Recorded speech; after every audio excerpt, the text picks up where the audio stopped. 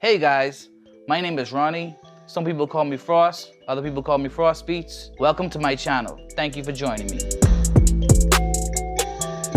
A brief intro about myself. I used to be an artist, played in a band, and now I'm a producer and audio engineer. One thing is clear, I love music. I love the creative process, and I love taking a song from just the idea to the final product. And today I want to talk about what I like to call the software hustle. These are my 5 tips to get good software and save some money at the same time. 1.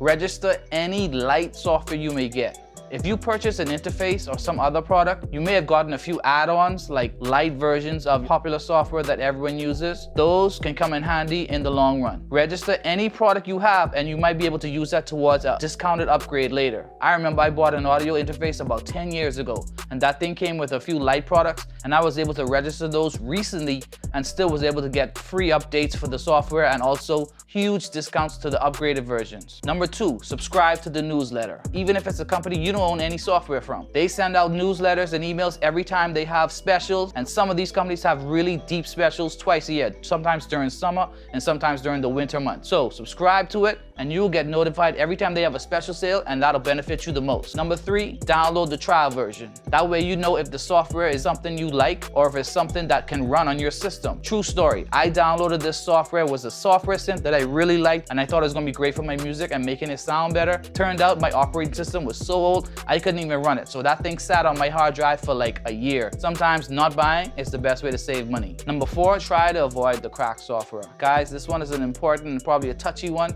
I know starting out, things are expensive and a lot of these big software companies, they sell their products for a whole lot, but now you have a lot more options. You have like subscription deals, you have the LITE versions, you can try those and maybe later upgrade to the full version for a discounted price.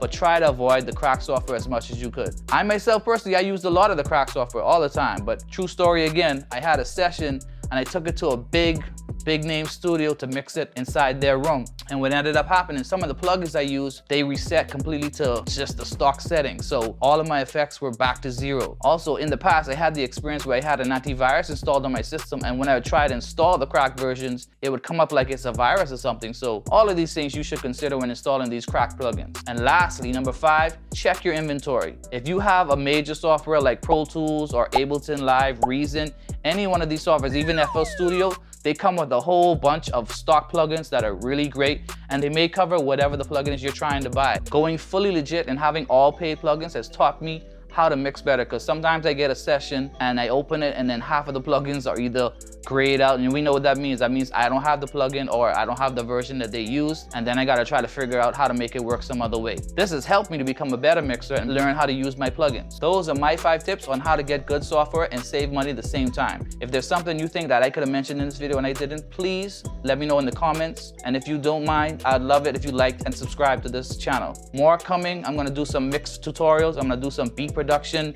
just making beats live, maybe stream it or even just record it while I'm doing it, just to show you guys my process if that's something you're interested in. If not, I appreciate you watching all the way to this point. Thank you so much, and I'll see you in the next one.